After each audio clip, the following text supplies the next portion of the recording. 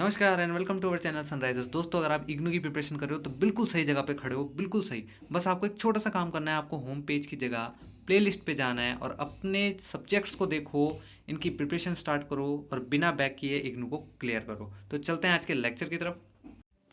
दोस्तों, आज हम करने वाले BMTC 131 का यूनिट नंबर 4, जिसका नाम है कॉम्प्लेक्स नंबर्स। इससे पहले मैं 3 चैप्टर्स और डाल चुका हूँ। आज हम चौथा चैप्टर कंप्लीट करेंगे। इसको हम किस तरीके से करेंगे, इसका डेटा मैंने आपके सामने दिखा दिया है। सबसे पहले हम देखेंगे कॉम्प्लेक्स नंबर होता क्या है, उसके बाद कॉन्जुगेट का क्या मतलब है, मॉड्यूलस, पोलर फॉर्म क्या होती है, आर्ग्यूमेंट क्या है। उसके बाद हम देखेंगे क्वेश्चन किस टाइप से आते हैं। तो सबसे पहली बात तो दोस्तों बात करते हैं कॉम्प्लेक्स नंबर आखिर होता क्या है।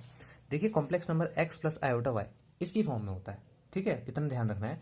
यहाँ पे x और y क्या होते हैं, रियल नंबर। अब ये रियल नंबर क्या होते हैं, देखो, real number rational, irrational, integer, whole, natural, ये सारे नंबर जो है ना गाइस, वो आते हैं आपके रियल नंबर के अंदर। तो उनमें से कोई भी दो नंबर x और y की जगह हो और यहाँ पे आयोटा का टर्म होना चाहिए, तो उसे कह सकते हैं हम कि हाँ, ये एक कॉम्प्लेक्स नंबर है। All real numbers are complex number. ध्यान रहे, सारे के सारे real number guys complex number होते हैं, लेकिन सारे कॉम्प्लेक्स नंबर रियल नंबर नहीं होते। उसका एग्जाम्पल मैं आपको अभी देता हूँ।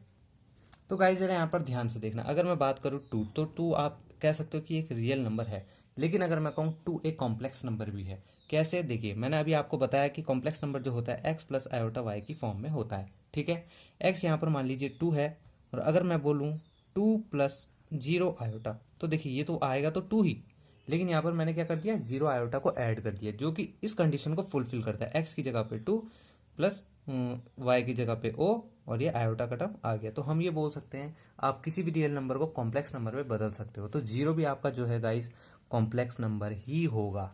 सारे नंबर कॉम्प्लेक्स नंबर होते हैं। देखिए, अगर आपको बेसिक पता है तो आप इस वीडियो को थोड़ा आगे से देखो। ये वीडियो उन लोगों के लिए जो थोड़ा बेसिक में थोड़े से वीक हो गए, क्योंकि बड़ी क्लासेस में आते हुए आपके जो बेसिक है वो बहुत ज़्यादा वीक हो जाते हैं। तो कुछ कोई भी नंबर हो, रियल नंबर जरूर होगा। ठीक है, अब होता क्या है गाइस, देखो, जब जब ये मैंने अभी आपको बताया कि जो x प्लस आई वाई है, इसमें ये जो वाला जो नंबर होता है, ये होता है आपका प्योरली रियल। इसको प्योरली रियल की बोलता है, अभी मैं बताऊंगा। और जो ये वाला पूरा टर्म है आयोटा वाई, इसको हम कहते हैं प्योरली इमेजनरी। ठीक है, अब इसका मतलब क्या है, देखो, जरूरी नहीं है कि x प्लस आई वाई में x हमेशा प्योर रियल रहेगा, ऐसा कुछ नहीं है। मैं आपको बता दूं, कॉम्प्लेक्स नंबर को मैं ऐसे भी लिख सकता हूं। अब मुझे बताइए रियल कौन सा है। अगर आप सोच रहे हैं ये रियल है, तो गाइस आप लोगों का गलत है। इस बार जो रियल है, प्योरली रियल, वो होगा आपका, ये समझ गए ना आप। ठीक है, तो y जो है आपका इस बार प्योर रियल होगा, और x जो है आपका वो प्योर इमेजनरी होगा। क्यों? क्योंकि जो i है ना गाइस, जिसके साथ भी चिपकेगा उसको हम इमेजनरी कंसीडर करेंगे। ठीक है, तो बुक में दे रखा है प्योर रियल। ठीक है, ऐसा मत समझना कि i y के साथ है तो ये हमेशा आपका जो है इमेजनरी रहेगा, ऐसा कुछ भी नहीं है। जिसके साथ आई रहेगा वो आपका इमेजनरी रहेगा, चाहे वो x हो चाहे वो y हो। ये खाली डिनोट करने के लिए है कि x प्लस आई वाई एक कॉम्प्लेक्स नंबर है। ये i x के साथ भी हो सकता है, लेकिन दोनों में से किसी एक के साथ होगा। ठीक है, अच्छा, अब कुछ लोग कहेंगे कि अगर दोनों में ही नहीं हुआ तो भाई दोनों में ही नहीं हुआ तो सिंपल रियल नंबर हो जाएगा, और रियल नंबर कॉम्प्लेक्स नंबर होते हैं। अब कुछ कहेंगे अगर दोनों में हुआ तो भाई दोनों में अगर है, मान लो 5 आयोटा प्लस 6 आयोटा, तो इन दोनों को प्लस करोगे तो क्या आएगा, 11 आयोटा।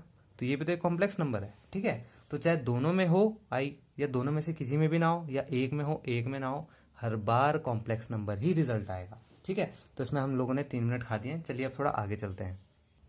ठीक है, तो आई होप आप लोगों को समझ में आया होगा कि कॉम्प्लेक्स नंबर होता क्या है। कुछ नहीं, बस x प्लस आई वाई को याद रख लीजिएगा।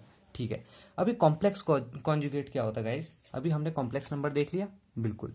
अब हम देखेंगे कॉन्जुगेट का मतलब क्या होता है। देखो, कॉन्जुगेट का मतलब कुछ नहीं होता, खाली ये है आपका कॉम्प्लेक्स नंबर। कॉन्जुगेट का मतलब जो भी आई का टर्म है उसका जो साइन है वो अपोजिट कर देना। ये मत समझ लेना कि यहाँ वाई का ही अपोजिट करना है। ठीक है, इसको एक एग्जाम्पल से समझते हैं। जरा देखो, मान लो मैं यहाँ पे आप लोगों को देता हूँ टू प्लस थ्री आयोटा। ठीक है, ये एक कॉम्प्लेक्स नंबर है। तो अगर मैं इसको बोलूँ आपको कॉन्जुगेट निकालो, तो आप क्या करोगे, टू माइनस थ्री आयोटा। ठीक है, क्यों? क्योंकि यहाँ क्या बोला है, वाई वाला टर्म क्या हो जाएगा, नेगेटिव। अच्छा, अगर मैं बोल दूं आपको ये दे रखा है, ये है कॉम्प्लेक्स नंबर, अब इसका आपको कॉन्जुगेट निकालना है, तो क्या आप ये बोलोगे? अगर आप सोच रहे हो ये इसका कॉन्जुगेट होगा, तो गाइस आप गलत हो। ये इसका कॉन्जुगेट नहीं होगा। कॉन्जुगेट का मतलब होता है आई वाला टर्म जो है उसका साइन नेगेटिव करना है, बाकी आपको कुछ भी नहीं छेड़ना है। सिर्फ आई वाला टर्म होगा, तो आगे हो चाहे पीछे हो, ये होगा इस वाले का कॉन्जुगेट, ये नहीं होगा, ये होगा। ठीक है, तो ये छोटे छोटे बेसिक्स हैं, 2 मार्क्स के क्वेश्चंस में हमेशा पूछता है, तो ये बात का ध्यान रखें। कॉन्जुगेट का मतलब ये नहीं है कि वाई वाला टर्म नेगेटिव आएगा। कॉन्जुगेट का मतलब ये है जिसके साथ आई लगा हुआ होगा उस वाले टर्म का जो साइन है अपोजिट हो जाएगा। ठीक है, तो कॉन्जुगेट गाइज हमने पढ़ लिया। अब कौन सा आया हमारा, मॉड्यूलस। अब मॉड्यूलस पढ़ते, देखो मॉड्यूलस कुछ नहीं होता, खाली एक्स और वाई, ये जो आपको दिख रहे हैं कॉम्प्लेक्स नंबर में, इनका स्क्वायर कर दो, मॉड्यूलस इजीली आ जाएगा। अभी क्वेश्चन के थ्रू भी आप लोगों को सारी चीजें क्लियर करूंगा, फिलहाल देखते हुए चलो। 3 चीजें हम देख चुके हैं गाइस, कॉम्प्लेक्स नंबर क्या होता है, कॉन्जुगेट क्या होता है, मॉड्यूलस क्या होता है। अब ये पोलर फॉर्म का देखो फॉर्मूला याद कर लो, ये इंपॉर्टेंट है, आगे बड़े क्वेश्चन में आएगा, तो इसको याद कर लो, r cos theta plus i sine theta. ठीक है, ये है, बस इतना ही याद रखना। मॉड्यूलस मैंने आपको पढ़ा दिया, ये है आर्ग्यूमेंट, ये प्रिंसिपल आर्ग्यूमेंट।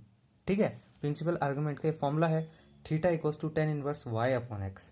अब इसी आर्ग्यूमेंट को हम ऐसे भी लिखते हैं, ये देखो A R Z equals to theta, आप देख सकते हो equals to tan inverse y upon x. अब इन सारी चीजों को एक एग्जाम्पल में समझते हैं। तो दोस्तों देखो क्या कह रहा है, obtain the modulus and principal argument of √3+1। क्या ये एक कॉम्प्लेक्स नंबर है? बिल्कुल है, कॉम्प्लेक्स नंबर है, क्योंकि यहाँ आयोटा भी है। अच्छा, अगर यहाँ सिर्फ √3 होता गाइस तो क्या कॉम्प्लेक्स नंबर होता? बिल्कुल होता, मैंने अभी आपको बताया सारे रियल नंबर कॉम्प्लेक्स नंबर होते हैं। अगर यहाँ पे √3 ही होता तो गाइस मैं इसे कॉम्प्लेक्स नंबर बना देता, कैसे? प्लस 0 आयोटा करके। 0 से कोई फर्क नहीं पड़ने वाला, क्योंकि 0 की वैल्यू 0 ही रहती है, इसलिए आप 0 कितना भी चाहे ऐड कर लो, कितना भी चाहे माइनस कर लो, कोई फर्क नहीं पड़ता। आप 0 चाहे इस पर प्लस कर लो या माइनस कर लो। ठीक है, मैंने प्लस इसलिए किया है क्योंकि यहाँ पे जो देखो रियल नंबर की जो वो होती है, कॉम्प्लेक्स नंबर की जो ओरिजिनल फॉर्म होती है वो होती है एक्स प्लस आयोटा वाई, इसलिए मैंने यहाँ पे प्लस किया है। ठीक है, अब चलो देखते हैं क्या कह रहा है, modulus and principal argument. Principal argument और मॉडल, अब यहाँ पे हमारे जो 2 चीजें हैं वो क्लियर हो जाएगी, एक मॉडल एक प्रिंसिपल आर्ग्यूमेंट। ठीक है, तो अब देखते हैं कैसे निकालते हैं। देखिए मॉडुलस कैसे निकलेगा, ये रहा आपका कॉम्प्लेक्स नंबर। अब एक्स क्या चीज है? √3। वाई क्या चीज है? 1। आई का कोफिशिएंट आई नहीं होगा दोस्तों, ये बात ध्यान रखना, आई नहीं होगा, आई का कोफिशिएंट होगा वाई। तो एक्स हमारा 3 है, वाई हमारा 1 है, ये देखो यहाँ मैंने लिखा है, इसको वैल्यू में डालोगे इजीली कॉन्जुगेट आ जाएगा। बस इसको इस तरीके से मॉड्यूलस आ जाएगा, इस तरीके से इसको डिनोट किया जाता है, ये बात ध्यान रखना। दूसरा होता है आर्ग्यूमेंट। आर्ग्यूमेंट का फॉर्मूला होता है tan inverse y upon x. Y क्या है यहाँ पे? 1। एक्स क्या है यहाँ पे? √3। ठीक है, अब देखो ये किसी किसी को सॉल्व करना आता है, किसी किसी को नहीं आता, तो मैं इसमें इजी भाषा में बताने की कोशिश करूंगा कि टेन इनवर्स 1 अपॉन √3 कैसे हटाया जाता है। देखो बाहर 10 है तो आपको अंदर भी 10 चाहिए, अंदर 10 चाहिए। 10 30 की वैल्यू क्या होती है गाइस? 1/√3। क्या होती है? 10 30 की वैल्यू होती है 1/√3। तो इस वाले 10 से अंदर वाला 10 इजीली कट जाएगा। लेकिन मैंने क्या कहा, 10 30 डिग्री की वैल्यू होती है 1/√3। अब इस 30 डिग्री को मैंने इसमें कन्वर्ट कैसे किया? अगर आपको आता है बहुत अच्छी बात, नहीं आता तो उसका फॉर्मूला भी मैंने सामने लिख दिया है। जो भी डिग्री आपको पता है उसका अगर आपको रेडियन निकालना है, ध्यान से सुनेंगे, डिग्री से रेडियन अगर आपको निकालना है, क्योंकि हमें जो चाहिए आंसर वो रेडियन में चाहिए, तो आप क्या करो, जितनी भी डिग्री आपके पास आई है उसके रेडियन से मल्टीप्लाई कर दो, मतलब π/180 से आप मल्टीप्लाई कर दीजिए। मेरे को पता था 10 30 की वैल्यू क्या है? 1/√3। मैंने क्या करा, 30 को मल्टीप्लाई कर दिया π/180 से, 0 से 0 कटेगा, 3 6 जा 18, तो π/6 मेरा यहाँ पे आ गया दोस्तों। ठीक है, अब जब भी मैं 10 π/6 को सॉल्व करूंगा ये 1/√3 ही आएगा, जो कि यही वैल्यू आ जाएगी। तो हमारा जो आंसर है वो सही है। इस 10 से ये वाला 10 कैंसिल आउट हो जाएगा, π/6 हमारा आर्ग्यूमेंट आएगा। समझिए ना, किसी किसी को आता है चेंज करना, जिसको नहीं आता उसके लिए बेटर है। तो मॉड्यूलस समझ में आ गया होगा। आगे वाले क्वेश्चंस में गाइस मैं इतनी डिटेल में नहीं बताऊंगा, इसलिए यहाँ पे बता रहा हूँ, तो यहाँ पे समझ लो, आगे हम शॉर्ट में करेंगे। ठीक है, तो ये 10 से 10 हट गया, π/6 आपका आर्ग्यूमेंट आ गया। ये डिग्री में नहीं आता गाइस, ये रेडियन में आता है, ध्यान रखना। आप 30 डिग्री 45 नहीं लिख सकते, आपको पाई में ही लिखना होगा। ठीक है, अब हमने क्या पढ़ लिया? मॉड्यूलस पढ़ लिया, प्रिंसिपल आर्ग्यूमेंट पढ़ लिया। अच्छा, अब बात करते हैं दोस्तों पोलर फॉर्म की। ये पोलर फॉर्म होता क्या है, कैसे निकालते हैं? पोलर फॉर्म का जो फॉर्मूला है मैंने आपको यहाँ पे दिखा दिया था, क्या था? r cos theta plus i sine theta. ये आपका पोलर फॉर्म का जो है फॉर्मूला है। अब क्वेश्चन देखो, obtain the polar form of 1 + iota. ये क्या है आपका? तो ये आपका क्या है? एक कॉम्प्लेक्स नंबर है। अब इसका पोलर फॉर्म निकालेंगे, तो सबसे पहले हमने इसको z के इक्वल रख दिया। z की जो वैल्यू है गाइज ये है r cos theta plus i sine theta, इसको हमने रख दिया यहाँ पर। ठीक है, अब ये z के इक्वल रखेंगे हम लोग बाद में, लेकिन फिलहाल हम क्या कर रहे हैं? पोलर फॉर्म ढूंढ रहे हैं, हमें ये फाइंड आउट करनी है, ये फॉर्म फाइंड आउट करनी है। अब इस पूरी चीज में ना ही हमें साइन फाइंड करना है, ना ही हमें कॉस, हमें सिर्फ दो चीजें फाइंड करनी है गाइस। एक हो गया आपका आर, एक हो गया आपका थीटा। आर यहाँ पर क्या है, वही है मॉड्यूलस एक्स का स्क्वायर प्लस वाई का स्क्वायर, वही है मॉड्यूलस। आर की वैल्यू आ गई √2।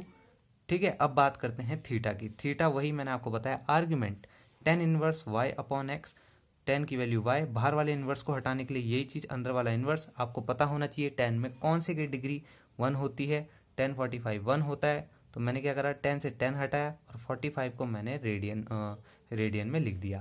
तो ये आ गया आपका क्या, ये आ गया आपका थीटा, ये आ गया आपका आर। इस थीटा और आर को जब आप इस पे रख दोगे तो ये है आपकी गाइस पोलर फॉर्म, जिसका आंसर है √2 cos π/4 प्लस आई साइन π/4। तो ये है आपकी पोलर फॉर्म। ठीक है, तो इस तरीके से आपको करना होता है। पोलर फॉर्म हमने देख ली, आर्ग्यूमेंट हमने देख लिया, मॉड्यूलस हमने देख लिया। क्या क्या देख लिया हमने गाइस, कॉम्प्लेक्स नंबर हमने देख लिया, मॉड्यूलस हमने देख लिया, आर्ग्यूमेंट हमने देख लिया, पोलर फॉर्म भी हमने देख ली। कॉन्जुगेट वही जो मैंने आपको बताया। कॉम्प्लेक्स नंबर क्या हुआ, एक्स प्लस आयोटा की फॉर्म में। कॉन्जुगेट क्या हुआ, आयोटा, आयोटा का साइन चेंज कर देना है। मॉड्यूलस क्या हुआ, √x² plus y²। Polar form क्या हुआ आपकी, z equals to r cos theta plus i sine theta. ठीक है, इसमें हमें क्या करना है, जब भी किसी चीज की या कॉम्प्लेक्स नंबर की पोलर फॉर्म निकालने को कहेगा तो हमें क्या करना है, आर और थीटा फाइंड आउट करना है। इसके अलावा किसी भी चीज पे नजर नहीं मारनी। आर का मैंने आपको बता दिया, ये रहा फॉर्मूला। थीटा का मैंने बता दिया आपको, आर्ग्यूमेंट है theta equals to tan inverse y upon x. तो आपके पास सिर्फ और सिर्फ कॉम्प्लेक्स नंबर होना चाहिए। आप उसका पोलर फॉर्म निकाल दोगे, उससे आप उसका मॉड्यूलस निकाल दोगे, आप कॉन्जुगेट निकाल दोगे, आप कॉम्प्लेक्स नंबर निकाल दोगे। ठीक है, तो ये थे दोस्तों हमारे बेसिक। अब हम धीरे धीरे करके जाएंगे किस पर, क्वेश्चंस पर। लेकिन मैं आपको एक बात और बता देता हूँ, पोलर फॉर्म निकालने का कुछ लोगों का तरीका जो है गाइस कुछ थोड़ा सा अलग होता है। कैसा, अब जरा ध्यान से देखो। मैंने आपको बताया कि इस तरीके से आप पोलर फॉर्म निकाल सकते हो गाइस। एक और तरीका है निकालने का। ठीक है, वो क्या है, जरा ध्यान से देखिए। पोलर फॉर्म के लिए मैंने आपको बताया क्या क्या चीज जरूरी है, एक आर हो गया, एक थीटा हो गया। आर निकालने का तो गाइज यही फॉर्मूला है, सेम, इसको रट लो। लेकिन थीटा, एक तो ये है तरीका जो मैंने आपको बताया, एक तरीका और है, वो क्या है, इस पूरी इक्वेशन को आप इसके इक्वल रख दीजिए। उसके बाद यहाँ पे आप देख सकते हैं, उसके बाद आप क्या करेंगे, इस पूरी इक्वेशन को इससे कंपेयर करेंगे। जो रियल पार्ट है वो रियल के साथ इक्वल रख देंगे, और जो इमेजनरी पार्ट है वो इमेजनरी के साथ इक्वल रख देंगे। जैसे ये हो गया है, देखो, r cos theta equals to 1 r sine theta, imaginary part versus imaginary, i से आई कट गया, साइन थीटा इक्वल्स टू 1। तो ये देखो sine theta equals to 1, r भी आएगा क्योंकि मल्टीप्लाई में। अब दोस्तों क्या करना है, आपको क्या चाहिए, आर की वैल्यू चाहिए। तो हम क्या करेंगे, आर की नहीं, हमें थीटा की वैल्यू चाहिए। तो हम क्या करेंगे गाइज, डिवाइडिंग 2/1, दूसरी इक्वेशन को 1 से डिवाइड कर देंगे। अब इससे होगा क्या, साइन वाला ऊपर आएगा, कॉस वाला नीचे। जब आप इसको डिवाइड करोगे गाइस, आर से आर कट जाएगा, साइन अपॉन कॉस 10 आ जाएगा, और 1/1 1 ही होता है। इक्वेशन बना के भी आप इसको सॉल्व कर सकते हो। उसके बाद टेन थीटा इक्वल्स टू 1, पूरी बात वही आ गई। 1 की वैल्यू होती है 10π/4, 10 से 10 कटेगा, थीटा की वैल्यू आ गई π/4, थीटा आपके पास π/4। तो थीटा आ गया π/4, आर आ गया आपके पास √2, तो वो आ गया आपका पोलर फॉर्म। इस तरीके से भी आप निकाल सकते हो, दो इक्वेशंस बना के उन्हें डिवाइड करके भी आप थीटा निकाल सकते हो, बाय फॉर्मूला भी आप निकाल सकते हो, मर्जी आपकी, जैसे चाहे वैसे निकाल सकते हो। तो ये थे दोस्तों हमारे कुछ बेसिक्स जो हमने पढ़े। अब हम करेंगे क्वेश्चंस। तो गाइस इस चैप्टर में से ना 90% क्वेश्चन जो है इन तरीकों से आते हैं। पहला क्वेश्चन जो है आपका स्टैंडर्ड फॉर्म में आता है। स्टैंडर्ड फॉर्म क्या होता है, आपको एक क्वेश्चन दे देगा, उसे बोल देगा इसे स्टैंडर्ड फॉर्म में चेंज करो। अभी मैं बताऊंगा, टेंशन मत लो, अभी मैं बताऊंगा क्वेश्चन किस टाइप का आता है। फिलहाल ये समझ लो कि क्वेश्चन दो टाइप के बनते हैं इसमें से। पहला आता है स्टैंडर्ड फॉर्म में, दूसरा आता है आपका रूट्स निकालने के बारे में, कि थर्ड रूट निकालो, फोर्थ रूट निकालो, या फिफ्थ रूट निकालो, या सम ऑफ द रूट्स निकालो। ठीक है, तो कैसे करने होते हैं, क्या होता है इनका मतलब, आइए इनके एक एक करके समझते हैं। तो गाइस क्वेश्चन नंबर फर्स्ट हमारा आ गया है, कह रहा है right the complex number 2 - 3 iota upon 3 + 4 iota in the form a + iota b। या तो ऐसा यूज करेगा पेपर में इतना, या फिर बोल देगा right the complex number 2 - 3 iota upon 3 + 4 iota in the standard form. या तो ये यूज करेगा या तो ये, दोनों का मतलब एक ही है, ये बात ध्यान रखना। जरूरी नहीं है ये इक्वेशन दे, जो भी इक्वेशन दे, मैं आपको सॉल्व करने का तरीका बता रहा हूँ। जब भी आपको इक्वेशन P/Q की फॉर्म में मिले, P/Q की फॉर्म में मतलब ऊपर भी कोई वैल्यू मिले और नीचे भी कोई वैल्यू मिले तो हमेशा ये वाला प्रोसीजर करना, इस पे 90% क्वेश्चन जो है आपके सॉल्व हो जाएंगे। क्या किया मैंने, नीचे वाले का बीच का साइन चेंज करके उसे ऊपर नीचे मल्टीप्लाई कर दिया। क्यों किया, ताकि इससे ये कट जाए और बैलेंस बन जाए, है ना। तो हमें पता है, प्रीवियस क्लासेस में हमने भी किया है। तो हम क्या करेंगे, नीचे वाले का साइन चेंज करेंगे। अब क्या होगा गाइज, देखो नीचे एक फॉर्मूला बन जाएगा ए स्क्वायर माइनस बी स्क्वायर का, ए प्लस बी ए माइनस बी, है ना। तो ये हो जाएगा कंपेयर, इसको आप लोग सॉल्व करोगे तो आंसर आपका देखो इसमें आ गया -6/25 -17/25 आयोटा। ये क्या है दोस्तों, एक कॉम्प्लेक्स नंबर है, वही उसने कहा स्टैंडर्ड फॉर्म। ये आपका एक्स हो गया प्लस आयोटा वाई हो गया। ठीक है, यहाँ पर आपका वाई क्या है, 17/25 नहीं, यहाँ पे आपका वाई है -17/25, क्योंकि इसकी जो स्टैंडर्ड फॉर्म है गाइस उसमें प्लस आता है ना कि माइनस। ठीक है, तो ये बात ध्यान रखनी है। यहाँ पे आप देख सकते हो ऊपर भी आया था नीचे भी आया था, इसलिए हमें सॉल्व करा है। ठीक, इसी तरीके से एक और क्वेश्चन भी पूछ सकता है, obtain -2 plus iota upon under root -3 plus iota under root -4। तो इसे आप खुद ही सॉल्व कर सकते हो, ये बुक का क्वेश्चन है। इसको भी यही करना है, बीच का साइन चेंज करके ऊपर नीचे मल्टीप्लाई करना है। ठीक है, तो अब बात करते हैं दूसरे क्वेश्चन की। तो दोस्तों क्वेश्चंस में हमने स्टैंडर्ड फॉर्म पढ़ लिया, है ना। अब बात करते हैं रूट्स वाले क्वेश्चंस की। गाइस ये वाला क्वेश्चन जो है बहुत ही ज़्यादा इंपॉर्टेंट है, इसको बहुत ही आराम से देखना, जहाँ समझना है पूछ लेना। देखो जरा क्या करना है, कह रहा है obtain all the fifth roots of i in C. C मतलब कॉम्प्लेक्स नंबर। क्या निकालना है आपको, फिफ्थ रूट निकालने हैं। ऑल फिफ्थ रूट का मतलब 1 to 5, ये बात ध्यान रखना। उसने ये नहीं कहा फाइंड द फिफ्थ रूट, अगर फाइंड द फिफ्थ बोलता तो आपको खाली 5वां निकालना पड़ता, find all the fifth roots बोला है उसने। तो अब क्या करेंगे दोस्तों, हमें जो कॉम्प्लेक्स नंबर है वो ये गिवन है आई। मैंने आपको बताया था कॉम्प्लेक्स नंबर क्या होते हैं, सारे होते हैं। सबसे पहला स्टेप जो होगा दोस्तों वो होगा आई को इस फॉर्म में कन्वर्ट करना। इस फॉर्म में मैंने कन्वर्ट क्यों किया मैं अभी आपको बताऊंगा। फिलहाल तो ये समझ लो, अगर आई यहाँ दे रखा है तो इस पे फॉर्म में कन्वर्ट करेंगे। अगर यहाँ पे हमें 1 दे रखा होता तो हम उसे 0 आयोटा से प्लस कर देते। क्यों, ताकि हमें एक कॉम्प्लेक्स नंबर मिल जाए जो कि इस फॉर्म में होता है। तो यहाँ पर जो हमारा एक्स है वो क्या है 0, और आयोटा की जगह आयोटा, और वाई क्या है हमारा 1। ठीक, अब इसको बनाया क्यों, ताकि इसकी पोलर फॉर्म निकाली जा सके।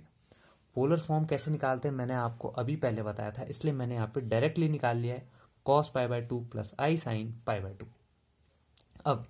अब दोस्तों मेन कहानी शुरू होती है रूट्स वाले क्वेश्चंस की। क्या क्या करना पड़ता है, जरा ध्यान से देखो। यहाँ तक का तो स्टेप पूरा सेम था, ये समझ लो। यहाँ तक का जो क्वेश्चन है वो हमने खाली पोलर फॉर्म निकाली है, इसके अलावा और कुछ भी नहीं किया। अब क्या करना है, ऐड 2n पाई। कहाँ पर ऐड करना है, ये cos π/2 के साथ। ठीक है, π/2 के साथ हम cos ये ऐड करेंगे, प्लस साइन के भी साथ ही ऐड करना है। अब क्या करना है, स्टेप नंबर फर्स्ट 2n पाई ऐड कर दिया। अब क्या करना है, आप चाहो तो इसको सॉल्व कर लो, या चाहो तो उसको वैज इट इज भी आप छोड़ सकते हो। ये गाइस अपॉन का साइन है, मैंने यहाँ इसको सॉल्व कर दिया है, ये अपॉन का साइन है। ठीक है, तो उसको मैंने सॉल्व कर लिया है। अब क्या करना है, यहाँ देखो क्या बोला है, fifth root of i. Fifth root of i तो Z5 इक्वल्स टू आई। अगर सिक्स्थ बोलता Z6 इक्वल्स टू आई। 7 बोलता Z7 इक्वल्स टू आई। तो Z5 इक्वल्स टू आई। अब इस 5 को यहाँ भेज देना है, क्योंकि हमें किसका रूट चाहिए, आई का। फिफ्थ रूट तो चाहिए पर किसका, आई का। तो Z5 पे रखा हमने, उसके बाद इसको इधर भेज दिया। तो अपॉन में भेजने के बाद पावर उल्टी हो जाती है, तो 5 का हो गया 1/5। अब I5, आई की वैल्यू है आपके पास, बिल्कुल दोस्तों। ये आपकी जो वैल्यू है ना, ये देखो ये रही आई की वैल्यू, ये इक्वेशन 1। ये जो आपकी वैल्यू है ये आई की वैल्यू है। अब इसको आपको क्या करना है, इसकी पावर पे 5 कर देना है। स्टेप नंबर 2 ये, क्योंकि आई की जगह 1/5, अब 1 की जो आई की वैल्यू है आपके पास ये रही, तो इसकी पावर भी 1/5। अब दोस्तों क्या करना है, स्टेप नंबर 2 में ये बात ध्यान रखना, अब आपको अप्लाई करना है डी मोवरेज थ्योरम। बुक में लिखी गई है, मैंने यहाँ पे शॉर्ट में लिख दी। कहता है कि अगर किसी भी इक्वेशन की पावर में कुछ है तो ये रहा उसका रिजल्ट, कि आप उस पावर को थीटा के साथ मल्टीप्लाई कर सकते हो। ठीक है, यहाँ 1/5 है दोस्तों, ये आ गया अंदर, तो ये इक्वेशन कुछ इस तरीके से बदल जाएगी। ठीक है, एक तरीका तो ये है पोलर फॉर्म के पास सॉल्व करने का, जो कई लोग करते हैं। अब आपको करना क्या है गाइस, जब ये इक्वेशन आपके पास आ जाएगी तो आपको n की जगह कभी 0, n की जगह कभी 1, n की जगह कभी 2, n की जगह कभी 3, n की जगह कभी 4, ये डाल के उनकी वैल्यूज को निकाल लेना है। आपके 5 के 5 रूट आ जाएंगे। n कहाँ है यहाँ पर, ये रहा। हमने गाइस 0 से शुरू करा है इसलिए 4 तक लाया। ये देखिए 5 है, 0 1 हो गया, 1 2 हो गया, 3 4 5। अगर आप 1 से शुरू करके 5 तक लेके जाते तो सही था। मैंने 0 से स्टार्ट करा इसलिए मैं 4 तक लेके गया। आप 1 से 5 भी लेके जा सकते हो, 2 से 6 भी लेके जा सकते हो, इसमें कोई दिक्कत वाली बात नहीं है। ठीक है, तो आपकी मर्जी है, लेकिन होने 5 ही चाहिए। ठीक है, तो एक तरीका तो ये है, जब आप एन की सारी 5 वैल्यूज निकालोगे गाइज, आपका क्वेश्चन वहीं पे खत्म। अब पोलर फॉर्म तक याद है मैंने क्या बोला था? पोलर फॉर्म तक, बस वही पोलर फॉर्म हमने यहाँ तक पकड़ के लानी है। एक दूसरा मेथड भी आप लोगों को मैं बता दे रहा हूँ ताकि आप लोग कंफ्यूज ना रहो। पोलर फॉर्म पकड़ के गाइज यहाँ ले आओ। मैंने फिर बताया था ये जो 1 की पावर आई की पावर 1/5 है, यहाँ पे आ गई, बिल्कुल आ गई। कुछ लोग क्या करते हैं गाइज, जैसे यहाँ पे सॉल्व किया गया है उसको अंदर वो सॉल्व नहीं करते, वो उसको ऐसे ही छोड़ देते हैं। ये भी ठीक है, आंसर दोनों में सेम आने वाला है। 1/5 को जैसे यहाँ अंदर लाया था मैं, ये 10 हो गया था। यहाँ पर 1/5 इस तरीके से दिखाई देगा क्योंकि यहाँ पर मैंने इसको मल्टीप्लाई नहीं किया है जैसे यहाँ पर किया था। तो यहाँ पर मैंने इसको वैसे ही छोड़ दिया है। 1 की पावर 5 अंदर आया तो इस तरीके से दिखेगा, आप देख सकते हो। 1 की पावर 5 2n पाई के अंदर आया तो ये आ जाएगा 2n पाई बाई 5 जैसे यहाँ लिखा है, और 5 को 2 से मल्टीप्लाई करेंगे तो ये हो जाएगा 10। तो आप देख सकते हो दोनों चीज़ें सेम है। इस पर भी क्या करना है, वही करना है। n की जगह 0 1 2 3 4 ऐसे लिख देना। व्हेन n इक्वल्स टू 0 तो आपकी जो वैल्यू है वो ये आई, n इक्वल्स टू 1, ये n इक्वल्स टू 2। तो ऐसे ही करते करते आपके पांचों के 5 रूट निकल जाएंगे, इजीली निकल जाएंगे। बड़े मार्क्स का क्वेश्चन है गाइस, ध्यान रखना। मैंने क्या कहा, सबसे पहले आपको एक कॉम्प्लेक्स नंबर बना लेना है, उसके बाद इस फॉर्म के आपको उसकी पोलर फॉर्म निकाल देनी है। ये मैंने शॉर्ट में लिख रखा गाइस, आपको पूरा दिखाना है पेपर में कि आपने कौन सा फॉर्मूला यूज़ किया, पोलर फॉर्म कैसे आई। पोलर फॉर्म मैंने आपको अभी निकालना बताया था, ये ठीक है, ये पोलर फॉर्म ऐसे ही निकालते हैं।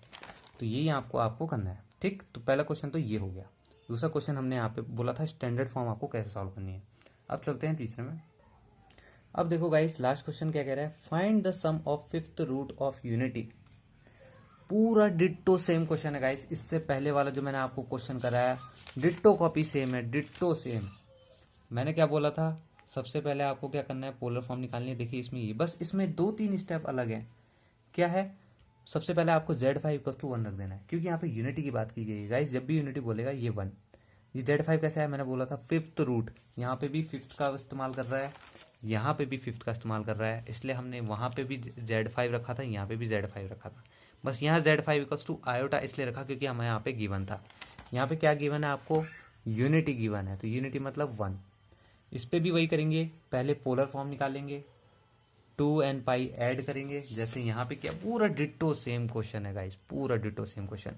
पोलर फॉर्म निकाला, 2n पाई ऐड किया, ठीक है। उसके बाद क्या, वही Z5 इक्वल्स टू आयोटा है तो Z इक्वल्स टू आयोटा 1/5 है ना, वो मैंने बताया था ना आपको, कॉस पावर पे यहाँ आ गया 1/5। अब क्या करेंगे, पावर को अंदर लाएंगे, कैसे, डी मोवरेज थ्योरम।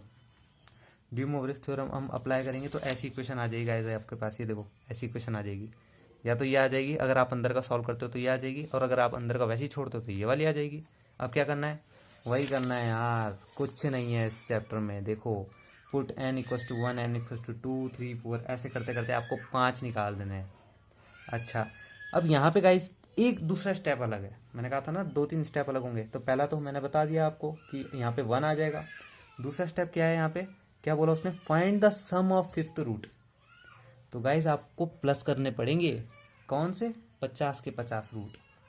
तो जब आप 0 1 2 3 4 निकाल दोगे, क्योंकि 5 हो रहे हैं, ठीक है, अभी बताया, या तो 1 से शुरू करके 5 तक निकाल लो, या 0 से शुरू करके 4 तक निकाल लो। तो इनके निकालने के बाद आपको ऑल द वैल्यूज ऐड करनी है, आपका सॉल्यूशन जो है वो -1 आएगा। ठीक है, तो इस तरीके से आपको इसके क्वेश्चंस को करना है। तो गाइज आज हमने लेक्चर में कॉम्प्लेक्स नंबर को समझा, कॉन्जुगेट को समझा, मॉड्यूलस को समझा, पोलर फॉर्म को समझा, आर्ग्यूमेंट को भी समझ लिया, साथ ही साथ क्वेश्चन भी देखे। पहला क्वेश्चन स्टैंडर्ड फॉर्म में, दूसरा हमने रूट में देखा। दोनों क्वेश्चन हमने 5th रूट के देखे, पहले यूनिटी बोला, उसके बाद दूसरा उसमें निकालने को बोला, लास्ट वाला हमने देखा सम। तो इस तरीके से आपको क्वेश्चंस की भाषा को समझना है और उस तरीके से सॉल्व करना है। तो गाइज आज के लिए सिर्फ इतना ही, धन्यवाद।